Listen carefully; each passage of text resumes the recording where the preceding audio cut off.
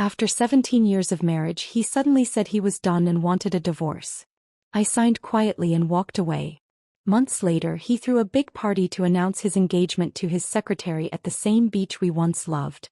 I arrived with a calm smile and an envelope. His father's will was clear: divorce her, lose the fortune.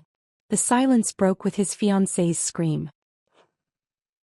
I stood at the edge of Malibu Beach, watching 200 guests celebrate my ex-husband's engagement to his secretary.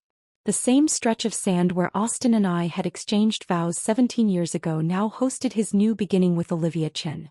The manila envelope in my hand contained a single document, a copy of William's will that Austin had never bothered to read. Inside, a clause that would cost him $23 million. He just didn't know it yet. I adjusted my sunglasses and began walking toward the white pavilions, my heels sinking into the sand with each deliberate step. But I should explain how I got here, standing at this beach with the power to destroy everything Austin valued. 3 months earlier, before the divorce papers, before I knew about Olivia, I was still playing the role of the perfect corporate wife. Our life operated on invisible schedules I'd memorized like scripture. Thursday evenings meant salmon dinner at 7:30 sharp.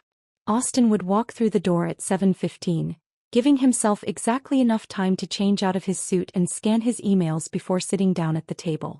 That particular Thursday, the last one we'd share as a married couple, though I didn't know it then, I noticed his new cologne before I heard his footsteps. For 15 years he'd worn the same woody scent I'd bought him. Then suddenly, 3 months ago, he'd switched to something more aggressive, something that announced his presence rather than complimented it. "Smells good," he said about the dinner, already scrolling through his phone. A text made him smile slightly before he caught himself and returned his face to its usual mask of professional indifference. I'd spent the afternoon preparing for the Harrison Foundation Gala, our law firm's premier charity event. 3 hours on the phone with vendors, another 2 hours revising the seating chart to keep competing partners separated, 40 minutes memorizing the names of new associates' spouses and their children. Austin would show up at the last minute, deliver a speech I'd helped him write, and accept praise for an event he'd barely thought about. "Did you remember that Susan Harrison's daughter just got into medical school?" I asked, setting his water glass at exactly 2 o'clock from his plate, the way he preferred. He responded, not looking up from his screen. 6 months earlier he would have made a mental note, would have asked which medical school, would have prepared a congratulations for when he saw Susan. These carefully maintained relationships had elevated his career from junior associate to senior partner. Now they seemed beneath his notice. The warning signs had started small. First came the gym membership. Austin had spent our entire marriage mocking men who wasted billable hours exercising. Then suddenly he was leaving the house at 5:30 a.m. for workouts, hiring a 28-year-old personal trainer named Brad who texted him motivation quotes that made him smile at his phone. His suits grew tighter across the shoulders. He started checking his reflection in every window we passed. Then came the business trips that didn't align with his cases. The receipt from Lou Bernardine that fell from his pocket when he'd supposedly been at a partners' meeting. The unexplained charges at jewelry stores on our credit card statement. Each piece of evidence felt like finding a single puzzle piece without knowing what picture it belonged to. William, Austin's father, noticed before I did. We'd developed an unexpected friendship over the years, born from Austin's neglect of both of us. It started when Austin forgot our anniversary lunch, leaving me sitting alone at a restaurant for an hour. William had walked in for his own lunch meeting, saw me there, and his face had crumbled with recognition and shame for his son. "Let me at least buy you lunch," he'd said, sliding into Austin's empty chair. "Though I can't make up for my son's thoughtlessness." That lunch turned into coffee the following week, then regular Thursday meetings at a quiet cafe near his office. William was everything Austin wasn't: attentive, warm, actually interested in my thoughts rather than just my ability to organize his life. He told me stories about Austin's mother, Eleanor, who died 8 years ago.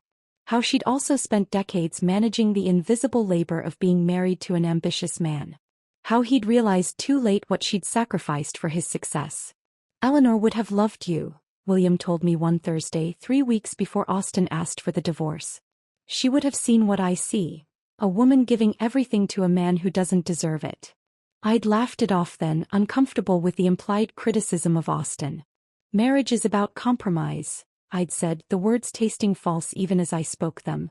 No, William had replied firmly. Marriage is about partnership. What you have is servitude dressed up in designer clothes. Those designer clothes were another sign. Austin had suddenly decided my wardrobe needed updating. Not for me but for how I reflected on him. Out went the comfortable classic pieces I'd worn for years. In came structured dresses and uncomfortable heels that he said made me look more like a senior partner's wife should look. The Morrison cocktail party is Thursday, Austin announced that final morning, not asking if I was free, just assuming I'd rearrange my schedule. I have book club Thursday, I said, testing him. He looked at me then, really looked at me for the first time in months, and his expression was one of mild irritation mixed with surprise, as if the furniture had suddenly spoken. Cancel it, he said simply. This is important. Everything Austin did was important. Every meeting, every dinner, every golf game that might lead to a new client. My book club, my friends, my interests. These were obstacles to be managed, not priorities to be considered.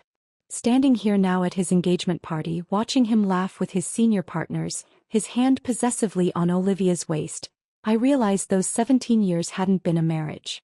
They'd been an elaborate performance where I'd memorized my lines so well that I'd forgotten I was acting. The manila envelope in my hand wasn't just about revenge or money. It was about finally stepping off the stage I'd been performing on and watching the entire theater collapse without its most essential support. The white pavilions fluttered in the ocean breeze as I approached the gathering, but my mind pulled me back to that Thursday evening 3 months ago when everything shifted. I could still hear the mechanical precision of plates sliding into the dishwasher rack, each movement deliberate and calculated, as if Austin had rehearsed this moment in his mind. The kitchen had felt smaller that night, the walls pressing in as he spoke without turning around. I'm done, Kaylee. I want a divorce. 5 words delivered to the back of his head. I'd been holding a glass of Malbec, and I remember watching the wine tremble, tiny ripples disturbing its surface. The refrigerator hummed louder than usual, or maybe the silence between us amplified every sound.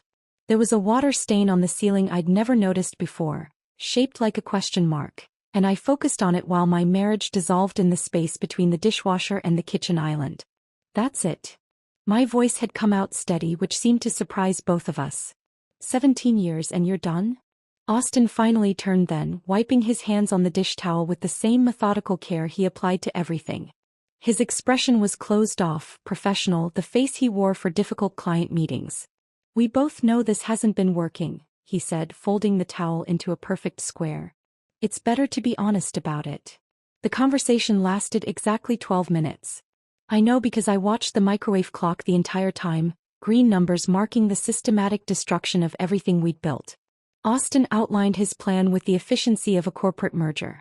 He'd already consulted a lawyer, already found an apartment, already calculated the division of assets. The precision of it told me this wasn't a sudden decision. This was months of planning delivered in minutes. Over the following 2 weeks, Austin dismantled our life with surgical precision. He packed only when I was at the grocery store on Tuesday mornings or during my Thursday book club. I'd come home to gaps in the closet, empty spaces where his shoes had been, hangers swaying slightly as if disturbed by ghosts. He took his grandfather's Rolex but left the watch I'd given him for our 5th anniversary. He packed his law books but abandoned the novels we'd read together during our early years. The wedding ring appeared on the bathroom counter on a Wednesday morning, placed beside his electric toothbrush like an afterthought. No note, no ceremony, just a circle of platinum catching the morning light. I picked it up and felt its weight, remembering how he'd fumbled putting it on my finger at our beach ceremony, his hands shaking with what I'd thought was emotion but now wondered if it was just performance anxiety. I moved to the guest room, unable to face the indentation his body had left on his side of our bed. But his presence lingered everywhere. Dark hairs in the shower drain that I couldn't bring myself to clean.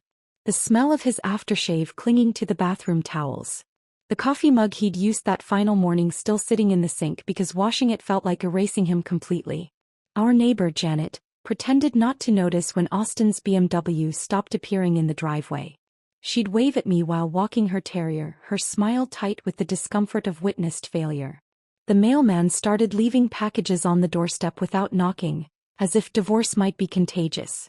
Even the house seemed to exhale differently, expanding into spaces Austin had occupied, testing its new dimensions.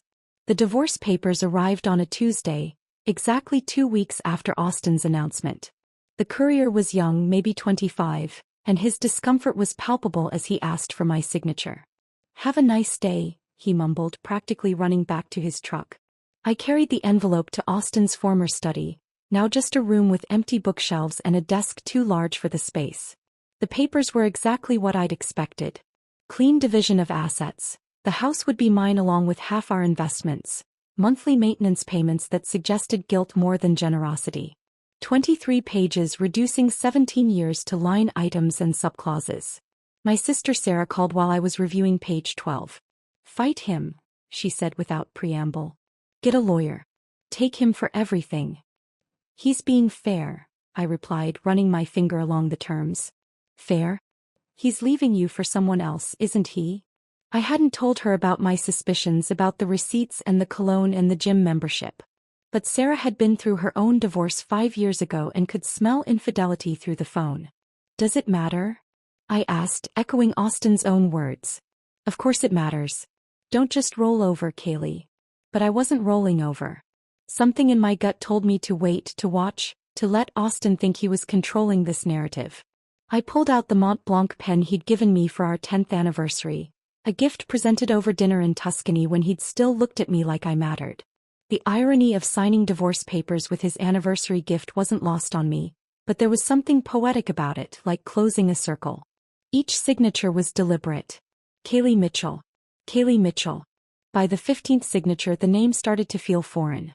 By the 20th I was already thinking of myself as Kaylee Chin again, my maiden name waiting to be reclaimed. 3 days after I returned the signed papers, I met William at our usual coffee shop. His hands shook as he lifted his cup, coffee sloshing dangerously close to the rim. The anger radiating from him was palpable, filling the space between us with electric tension. "Tell me what happened," he said, though his tone suggested he already knew.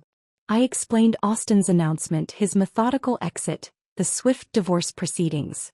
With each detail William's jaw tightened further, his knuckles white around the ceramic mug. "Did he give you a reason?" "He said it wasn't working anymore." William's laugh was bitter, sharp enough to draw looks from other patrons. "That's what his grandfather said when he left his grandmother." Almost word for word. I hadn't known that story, and the parallel sent a chill through me. "There's someone else, isn't there?" William asked, though it wasn't really a question. "Most likely." He reached across the table and took my hand, his touch gentle despite his obvious rage. "You deserved better, Kaylee. You've always deserved better than what my son was capable of giving." We sat in silence for a moment, the coffee shop noise fading around us. William's thumb traced small circles on my hand, a paternal gesture that made my eyes burn with unshed tears. "I failed him somehow," William said quietly. "Failed to teach him what really matters. Eleanor would be devastated to see what he's become." "This isn't your fault," I assured him, squeezing his hand. But William's expression suggested he knew something I didn't, carried some knowledge about his son that went deeper than a failed marriage. Looking back now, standing at this engagement party with his will in my hands, I understood that William had already been planning his own form of justice. William's words hung in the air of the coffee shop as we parted ways that afternoon, his promise that Austin would face consequences someday feeling hollow in the moment. I drove home through streets that seemed unchanged despite my world having shifted completely. The house waited for me, still filled with Austin's choices, his aesthetic, his need for everything to appear perfect from the outside. The next morning I stood in the living room with a cup of coffee, really seeing the space for the first time in years. Everything was white, gray, and black. Austin had hired an interior designer 5 years ago who'd stripped away anything that might be considered warm or personal. The walls were gallery white, the furniture angular and uncomfortable, the art abstract pieces chosen for their investment value rather than any emotional connection. It looked like a high-end hotel lobby, beautiful in photographs but impossible to relax in. I set down my coffee and picked up a throw pillow, one of 6 identical gray squares arranged with military precision on the couch. Without thinking I hurled it across the room. It hit the wall with a satisfying thump, knocking askew one of Austin's precious abstract prints. The crooked frame looked better somehow, more honest. By noon I'd driven to 3 different furniture stores, not shopping so much as gathering courage. The salesperson at the third store, a woman about my age with paint under her fingernails, understood immediately. "Starting over?" she asked gently. "Something like that. Then you need color. You need softness. You need things that make you smile when you walk into a room." Over the next 2 weeks, the transformation was radical. The white walls became warm terracotta in the living room, soft sage in the bedroom, a bold turquoise in what had been Austin's study.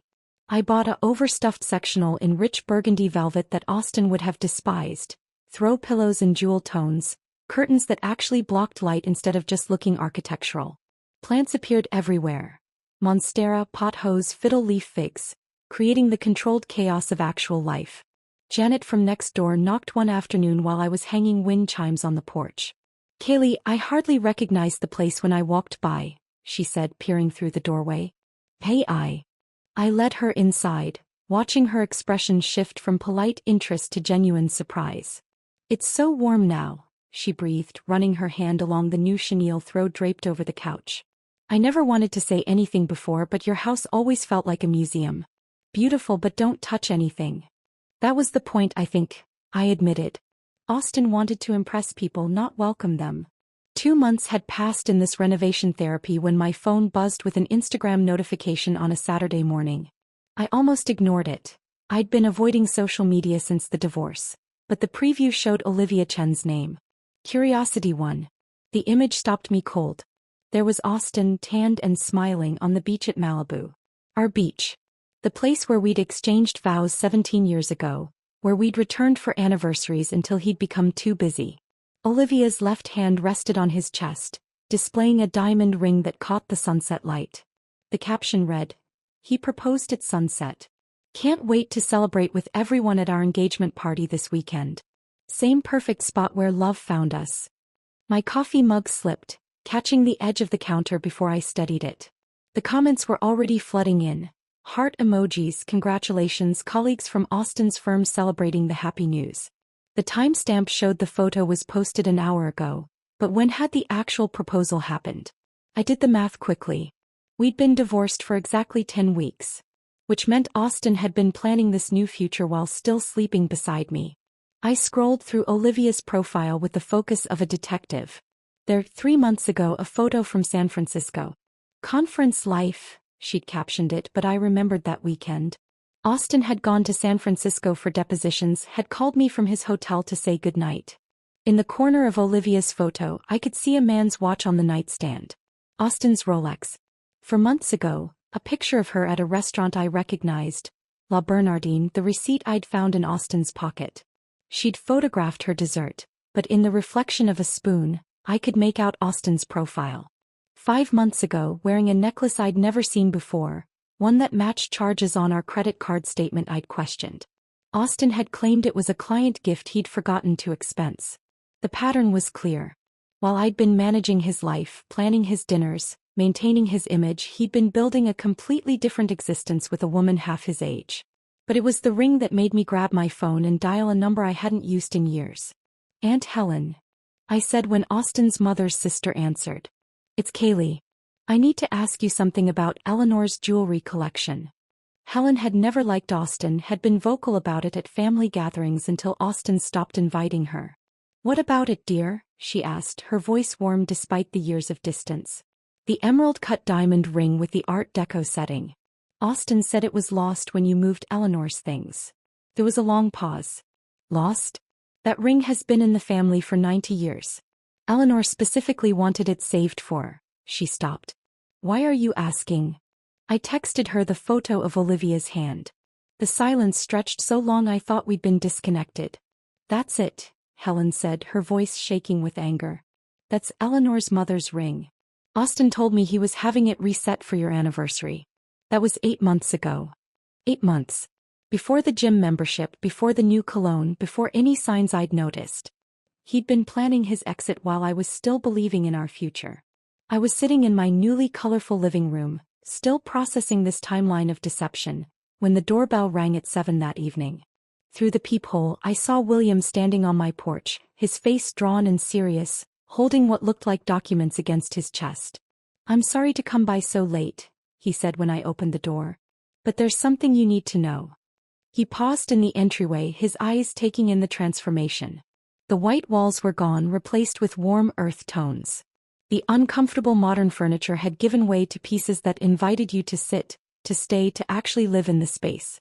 You've made it a home again, he said softly, running his hand along the restored wooden banister I'd uncovered beneath Austen's industrial metal addition. Eleanor would have loved this. What did you need to tell me? I asked, though something in his expression made my pulse quicken. He pulled a manila folder from inside his coat, his hands trembling slightly as he held it out to me. 8 years ago, after Eleanor passed, I made some changes to my will. I've been waiting for the right moment to tell you about them.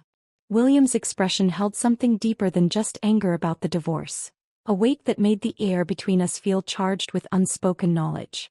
He pulled a folded document from his inner jacket pocket, his movements careful and deliberate, as if he were handling something precious and dangerous simultaneously. The paper trembled slightly in his weathered hands as he spread it on the coffee shop table between us, pushing aside our barely touched cups. 8 years ago, after Eleanor passed, I made some changes to my estate planning, he began, his voice low enough that I had to lean forward to hear him. I was watching Austen even then, seeing patterns that disturbed me. The way he treated you at Eleanor's funeral, more concerned about the reading of her will than comforting anyone. The way he calculated the value of her jewelry before her body was even cold. The highlighted section seemed to pulse on the page, yellow marker bleeding through the legal text. William's finger, steady despite his earlier shaking, pointed to a paragraph dense with terminology. I read it once, the words sliding past without meaning, my brain refusing to process what seemed impossible. The second reading made my breath catch. By the third, my hands were gripping the edge of the table hard enough to leave marks. In the event that my son, Austen James Mitchell, initiates divorce proceedings against his spouse, Kaylee Chin Mitchell, without documented evidence of adultery on her part, all inheritance rights shall be forfeit. The language continued, outlining specifics, but that first sentence contained everything that mattered. This can't be legal, I whispered, looking up at William's grim face. My estate attorney spent 3 months making sure it was ironclad. Every word chosen specifically, every loophole closed. William's satisfaction was bitter, tinged with the sadness of a father who'd felt the need to protect me from his own son. The clause only applies if Austen initiates the divorce. If you had filed or if he could prove infidelity, the inheritance would remain intact. My mind raced, calculating dates and timeline. Austen had filed for divorce exactly 2 weeks after his announcement, his name on every document as the petitioner. No mention of adultery, no accusations of misconduct, just irreconcilable differences and a swift division of existing assets. He'd been in such a hurry to move forward with Olivia that he'd never considered there might be consequences beyond our current bank accounts. How much are we talking about? I asked, though part of me already knew it would be substantial. William had built his investment firm from nothing, had patents from his engineering days, owned properties across California. The current valuation is approximately $23 million, William said, his tone matter-of-fact despite the astronomical figure. That includes the investment portfolio at around $15 million, the commercial properties in downtown Los Angeles worth $6 million, the family business shares, and various other assets including Eleanor's art collection. $23 million. The number felt abstract, impossible. Austen had grown up expecting this fortune, had built his entire life around the certainty of inheriting his father's empire. Every career move, every calculated relationship, every sacrifice he'd demanded from me had been in service of maintaining his position as sole heir. He's never read it, William continued, a note of disgust creeping into his voice. I've asked him multiple times over the years to review the estate documents, to understand his responsibilities. He always brushed it off, said he trusted me to handle things fairly. What he meant was he assumed everything would automatically flow to him. My phone buzzed on the table. An Instagram notification. Olivia Chin had tagged Austen in another post, this time a photo of wedding venues. The caption read, "Narrowing down our dream location. Can't wait to start our perfect life together." The casual cruelty of it, the public display of their relationship while our divorce ink was barely dry, made my stomach turn. William saw my screen and his jaw clenched. The engagement party is this Saturday at Malibu Beach. She sent me an invitation, can you believe that? To the same beach where you and Austin married. The poetic cruelty of it was breathtaking. Austin proposing to his secretary at the site of our vows, erasing 17 years with a new promise in the same sand where we'd stood barefoot and full of hope.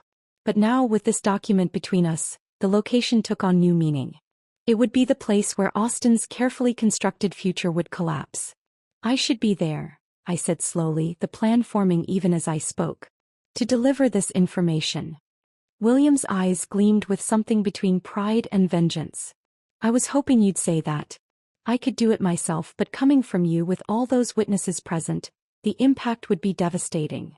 We spent the next hour strategizing, our coffee growing cold as we mapped out the approach. William would have his attorney prepare official documentation, properly notarized and sealed.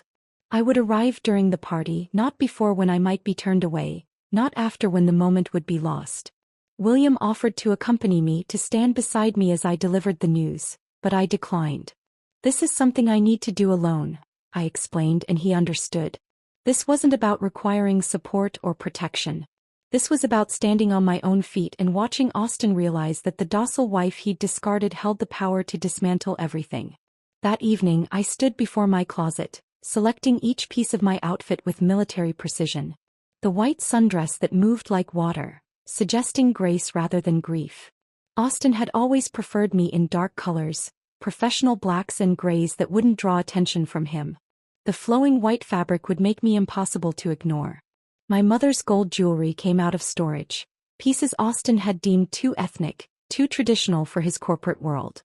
The delicate chains and intricate earrings caught the light, each piece a connection to the heritage he'd asked me to minimize. The oversized sunglasses weren't just for mystery but for control. Whatever emotions I might feel walking onto that beach, they would remain hidden behind designer frames. I practiced in front of the mirror, not just my walk but my entire demeanor. The slight smile that suggested confidence without aggression. The way I would hold the envelope, casual but visible. The tone I would use, pleasant and calm, as if discussing weather rather than destruction. This would be the performance of my lifetime. 17 years of playing Austin's perfect wife transformed into one moment of perfect justice. William called that night to confirm everything was arranged. The attorney will have the official letters ready for Monday delivery to Austin's office, he said. But your appearance at the party, that's what will make this memorable. As I hung up, I thought about the Austin I'd fallen in love with 20 years ago. The ambitious law student who'd promised me partnership, not servitude. Somewhere between his first promotion and his father's growing fortune, that person had disappeared, replaced by someone who saw people as assets to be managed or discarded. Saturday wouldn't just be about revealing the will's clause. It would be about showing Austin that the asset he'd discarded had been the one keeping his future intact. Saturday morning arrived with the kind of crystalline California sunshine that made everything look like a film set. I drove toward Malibu with the windows down, letting the salt air tangle my carefully styled hair, knowing I could fix it when I arrived. The envelope sat on the passenger seat, its corners perfectly sharp, the weight of it somehow heavier than paper should be. My phone showed 3 missed calls from my sister Sarah, but I couldn't talk to anyone right now. This moment required complete focus. The beach parking lot was already crowded with luxury vehicles when I arrived at 4:30. Mercedes, BMWs, a few Teslas, and Austin's precious new Porsche positioned prominently near the entrance. I parked my modest Honda between a Range Rover and an Audi, remembering how Austin used to complain about my car not fitting his image. Today that simplicity felt like strength. The transformation of the beach was remarkable in its extravagance. White silk pavilions dotted the sand like expensive mushrooms, each one perfectly positioned to catch the ocean breeze without collapsing. The main tent stretched across what must have been 40 feet of beach, its peaks reaching toward the sky in architectural defiance of nature. Beneath it, round tables draped in cream linens held centerpieces of white orchids and pale blue hydrangeas, each arrangement probably costing more than most people's weekly groceries. I recognized the caterer immediately. Maison Blanc had done our 10th anniversary party, the owner Marie greeting me personally back then, complimenting my menu choices. Now her staff moved efficiently through the space, carrying trays of champagne and delicate canapés that I knew without tasting would be perfect. The string quartet was setting up near the waterline, and as they began their sound check, the opening notes of Pachelbel's canon drifted across the sand. Our wedding song. The same arrangement we'd used 17 years ago when I'd walked barefoot through this same sand toward a younger Austin who'd cried when he saw me. The florist was another familiar face. David from Botanical Dreams had created our wedding arrangements, understanding instinctively that I wanted wildness contained rather than formal structure. Now his team was placing the final touches on arrangements that looked nothing like what we'd chosen together. These were Olivia's choices, all rigid lines and controlled beauty, orchids imprisoned in geometric vases. I adjusted my sunglasses and began walking toward the main gathering, my heels sinking slightly with each step. The sand was already warm despite the ocean breeze, and I could feel eyes beginning to track my movement. The first recognition came from Patricia Hendricks, one of the partners' wives who'd been to our house for dinner at least 20 times over the years. Her champagne glass paused halfway to her lips, her eyes widening behind designer frames. "Kaylee," she said loud enough that several heads turned. I smiled warmly. "Patricia, how lovely to see you. You look wonderful." She struggled for words, her gaze darting between me and the main tent where Austin held court.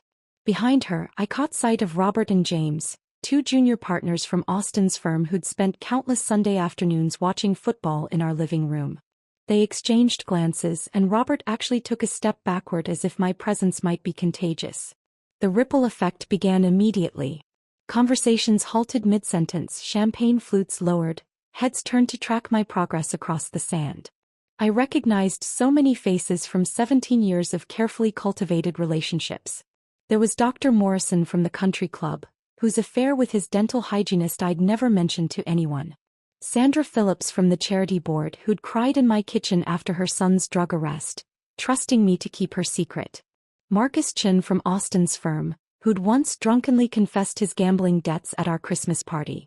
They all watched me now with expressions ranging from shock to discomfort to something that might have been guilty recognition. These people who'd chosen Austin's side in the divorce, who'd stopped returning my calls, who'd unfriended me on social media with surgical precision. They stood frozen, unsure how to process my appearance at Austin's engagement celebration.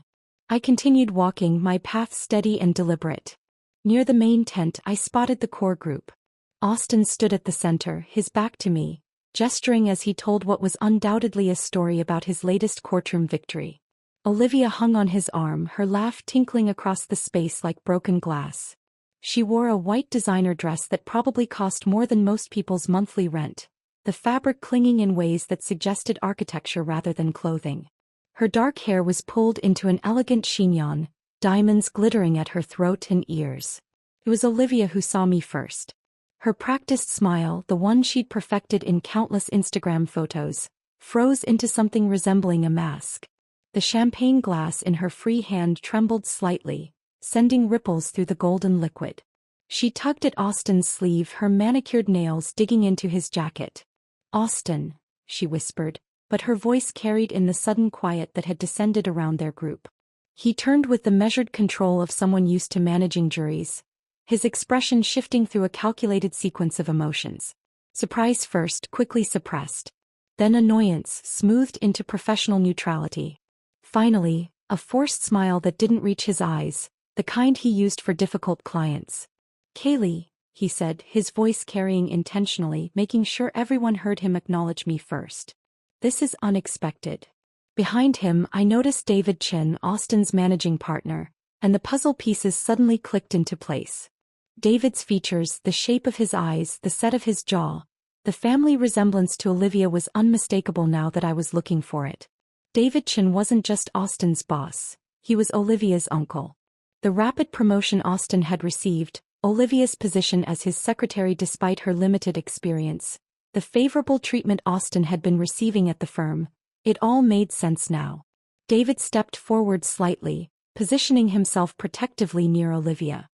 His expression was wary, calculated, the face of a man who understood that personal drama could quickly become professional disaster. He knew why his niece was really with Austin, knew about the expected inheritance that would secure her future and, by extension, benefit his own position. "Mrs. Mitchell," David said carefully, still using my married name as if to establish boundaries. It's Miss Chin now, I corrected gently. I've gone back to my maiden name. The correction landed like a small bomb in the group. Olivia's grip on Austin's arm tightened, her knuckles white against his navy jacket.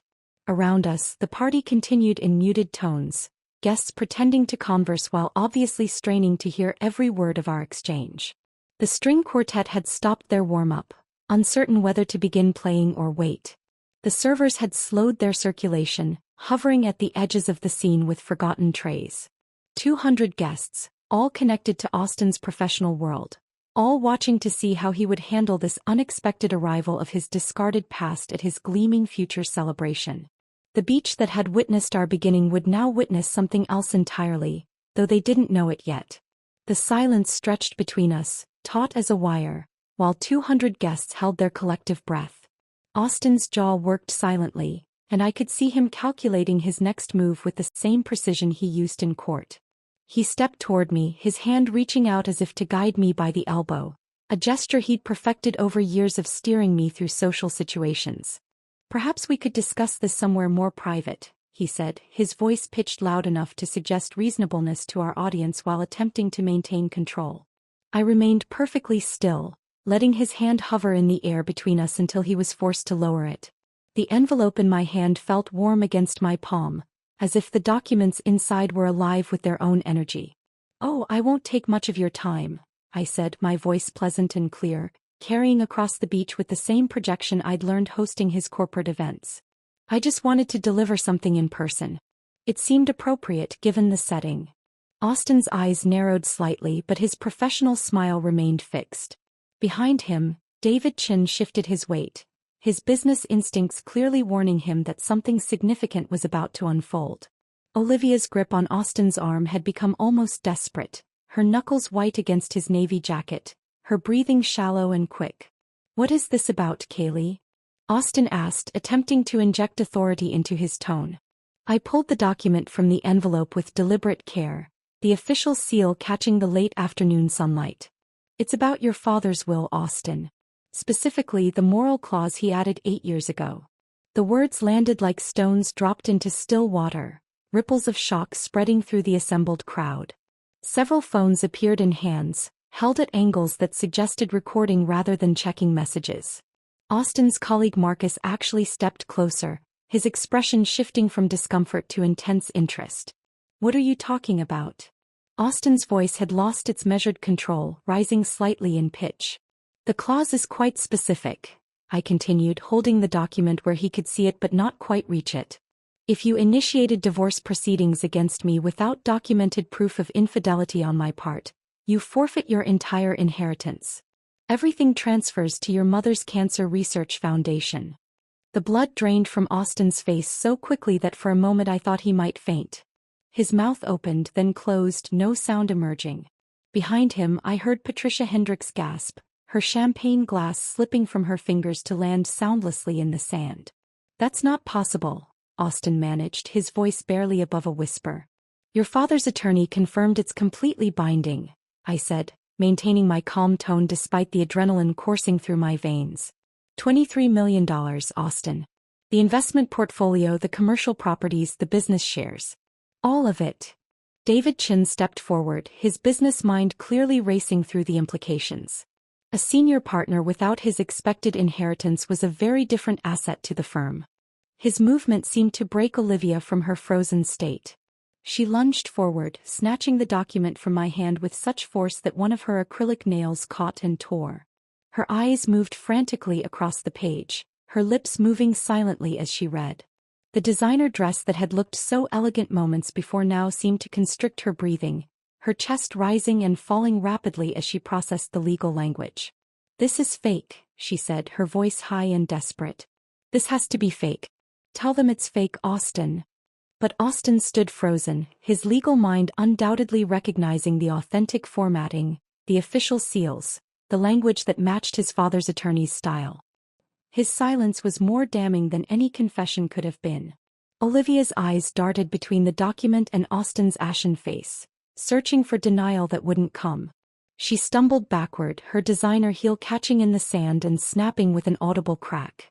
She kicked off both shoes violently, standing barefoot in the sand, the document crumpling in her clenched fist. "You told me," she began, her voice rising with each word. "You promised me that everything was yours. The fortune, the properties, the future you sold me on." "Olivia, please." Austin reached for her, but she jerked away, nearly colliding with a server carrying a tray of champagne. $23 million. She was screaming now, all pretense of elegance abandoned. "You let me plan a life, a future based on money you don't even have." The sound that emerged from her throat next was primal, a scream of pure rage that sent the seagulls that had been peacefully circling overhead scattering in all directions. Guests stumbled backward, creating an expanding circle around us, their faces masks of shock and barely concealed fascination. Someone's champagne glass shattered against a rock, the sound sharp in the aftermath of Olivia's scream. "You lied to me." She threw the crumpled document at Austin's chest, where it bounced off and landed in the sand between them. "Everything was contingent on that money. My uncle vouched for you because of your inheritance." David Chen's face had turned an alarming shade of purple, his professional reputation now tangled in this spectacular public humiliation. He moved toward his niece, perhaps to quiet her, but she rounded on him with equal fury. "You knew," she accused, pointing a shaking finger at him. "You had to have known something was wrong. You did the background checks when Austin joined the firm." The revelation sent another ripple through the crowd. Background checks that had missed a $23 million contingency?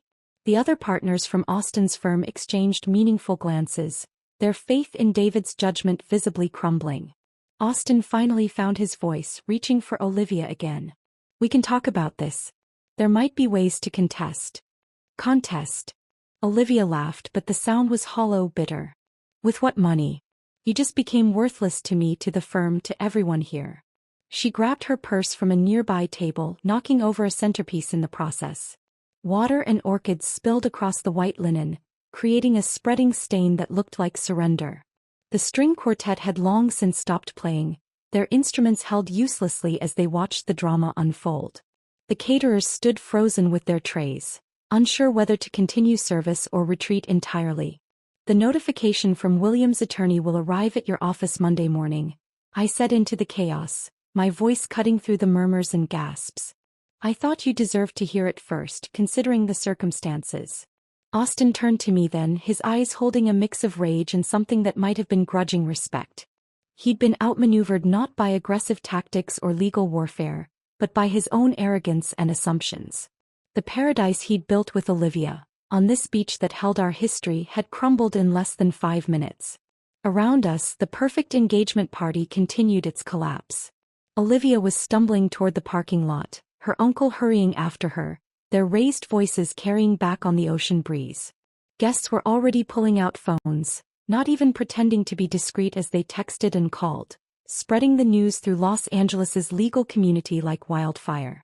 Austin stood alone in the center of what had been his triumph, surrounded by the debris of his ambitions.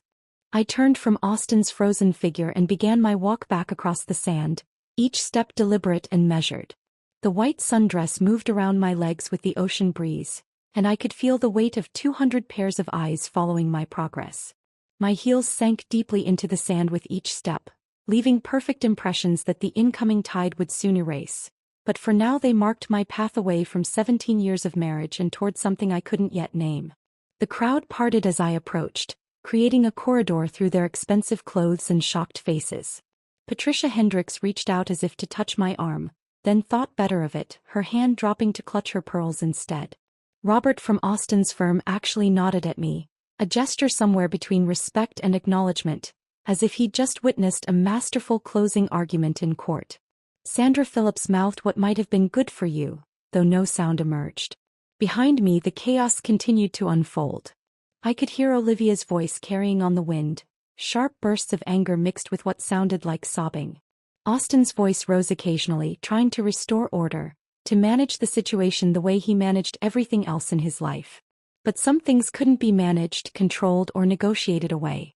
Some consequences arrived with the force of natural law.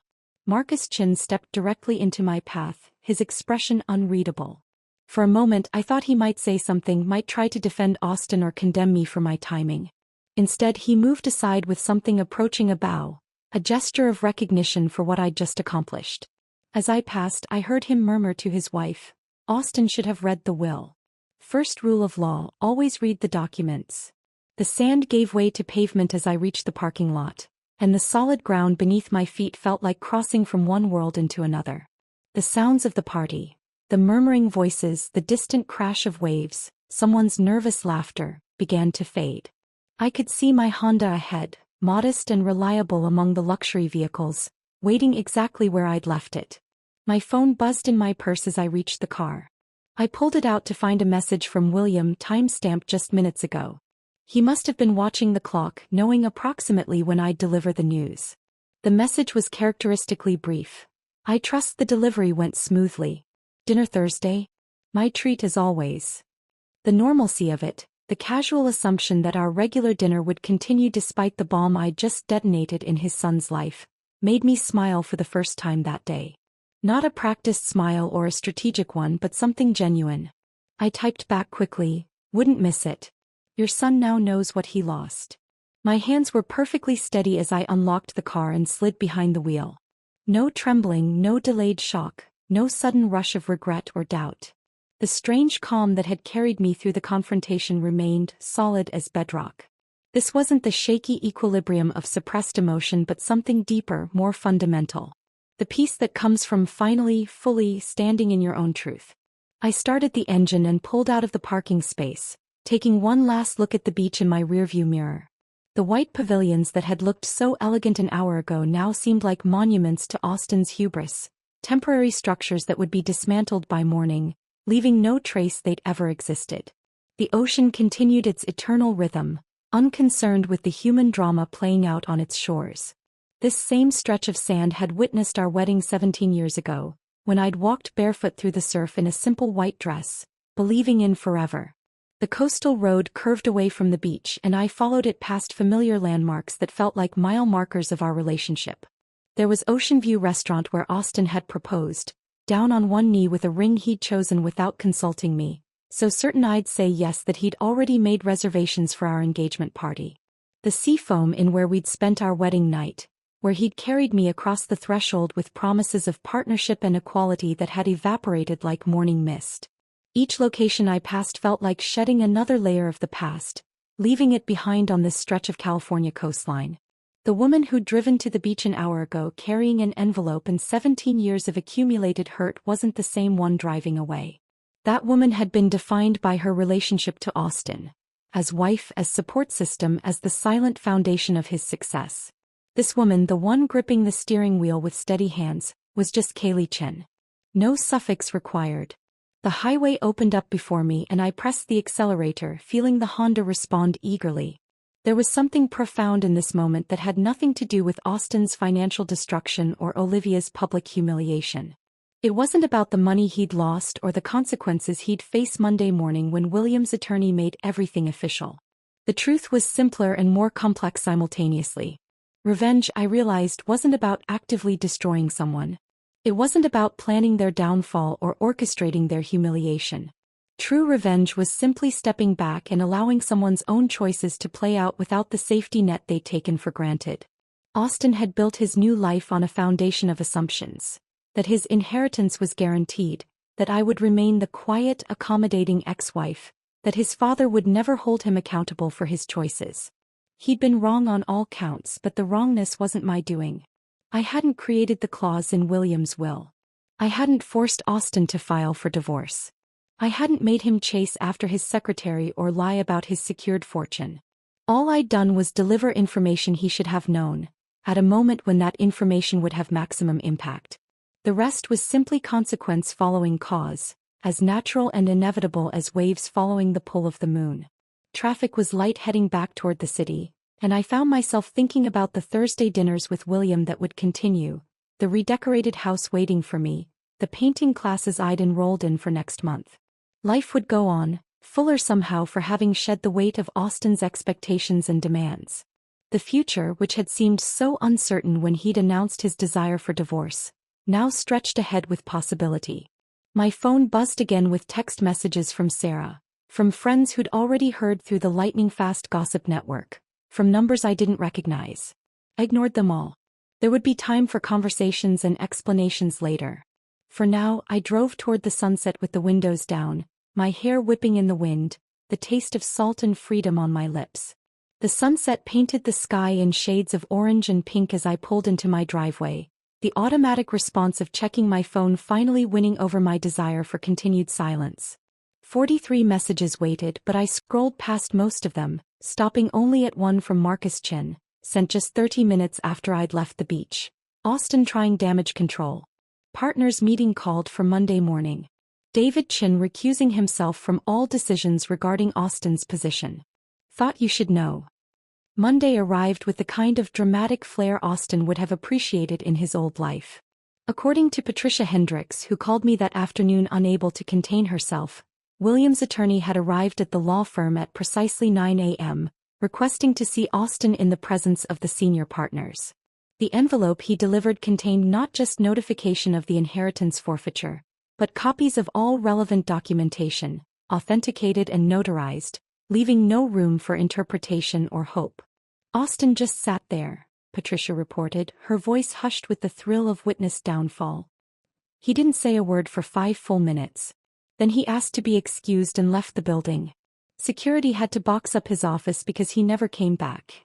The Cancer Research Foundation that had been Eleanor's passion project released a statement that Tuesday, thanking the Mitchell family for their generous contribution while carefully avoiding any mention of the circumstances. $23 million would fund research for years, would save lives, would create something meaningful from the wreckage of Austin's choices. Eleanor would have appreciated the irony, her son's selfishness transformed into selfless good. By Wednesday, Olivia Chin had vanished from Los Angeles entirely.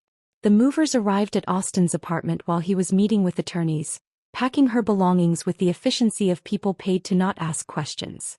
She'd left the engagement ring on the kitchen counter with no note, the diamond catching morning light through the window, beautiful and worthless now that its promise had evaporated. Her Instagram account disappeared, her LinkedIn updated to show a position with the firm's Tokyo office, as far from the scandal as geography allowed. David Chen's response was equally swift and merciless. He issued an internal memo distancing himself from his niece's personal decisions and Austin's unfortunate circumstances, making it clear that nepotism had played no role in any firm decisions. The fact that everyone knew this was untrue didn't matter. The appearance of propriety had to be maintained. Austin's cases were redistributed within days, his name removed from the partnership listings, his parking space reassigned to a younger, hungrier associate who still believed in forever. The gossip mill churned through the story with voracious appetite. Each retelling added new details, some true, most embellished. By the end of the week, the story had morphed into something almost mythical. The discarded wife returning like an avenging angel, the greedy secretary fleeing in shame, the fortune lost to hubris. I heard versions where I'd planned it all from the beginning, where William and I had conspired together, where Olivia had known about the will and gambled anyway. None of them captured the simple truth, that consequences follow actions as surely as shadow follows light. Thursday dinner with William continued as if the world hadn't shifted on its axis. We met at our usual restaurant, ordered our usual meals and talked about everything except Austin.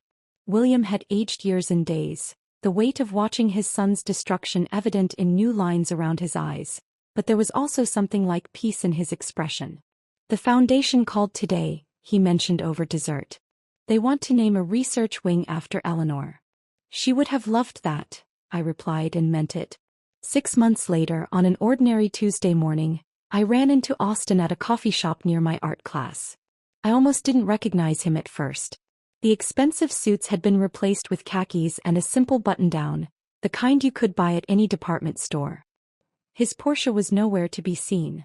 Through the window I could see him walking toward an older model Toyota, practical and unremarkable. "Kaylee," he said, and for the first time in 20 years he looked directly at me, really saw me. "Hello, Austin." We stood there for a moment, two people who had once promised forever, now strangers with too much history. He looked older certainly, but also somehow clearer, as if losing everything had scraped away decades of pretense. "I work at a small firm in the valley now," he offered, unprompted. "Personal injury cases mostly. It's actually interesting when it's about helping people instead of just billing hours." "That's good," I said and found that I meant it. I wanted to apologize, he began, then stopped, seeming to realize the inadequacy of words. Not for your benefit. I know it's too late for that. But I need you to know that I understand now. What I threw away. What I never saw when I had it. I studied his face, searching for the manipulation that had always been there, the calculated words designed to achieve a specific outcome. But there was nothing strategic about his expression, just exhaustion and something that might have been genuine regret. Understanding too late is still understanding, I said finally. He nodded, started to say something else, then thought better of it. We parted ways without goodbye, two people walking in opposite directions, finally free of each other's orbits. Thursday dinners with William became the cornerstone of my new life. We explored restaurants across the city, talked about books and art and travel, built the kind of relationship I'd always wanted with my own father but never had. He helped me understand tax implications when I sold some investments, celebrated with me when my first painting sold at a local gallery, listened without judgment when I talked about maybe dating again someday. The house became truly mine through small transformations. Austin's home office became my art studio, north-facing windows flooding the space with perfect light. The formal dining room we'd use twice a year became a library, filled with books Austin would have called frivolous. The garden, which had been maintained by services to look perpetually perfect, grew wild with vegetables and flowers that attracted butterflies and bees. Standing in that garden one evening, soil under my fingernails, paint still on my jeans, I understood that the best revenge hadn't been about destroying Austin at all. It had been about refusing to be destroyed myself. About walking away from that beach, from 17 years of diminishment, toward a life that was entirely, authentically, unapologetically mine. The woman who had stood at Malibu Beach with an envelope full of consequences had been seeking justice. The woman tending tomatoes in her own garden had found something better. She had found herself. If this story of poetic justice had you on the edge of your seat, hit that like button right now. My favorite part was when Kaylee walked across that beach, carrying the envelope that would destroy everything Austin valued. What was your favorite moment? Drop it in the comments below. Don't miss more thrilling stories like this. Subscribe and hit that notification bell so you never miss an upload. You never miss an upload. You never miss an upload. You never miss an upload. You never miss an upload. You never miss an upload.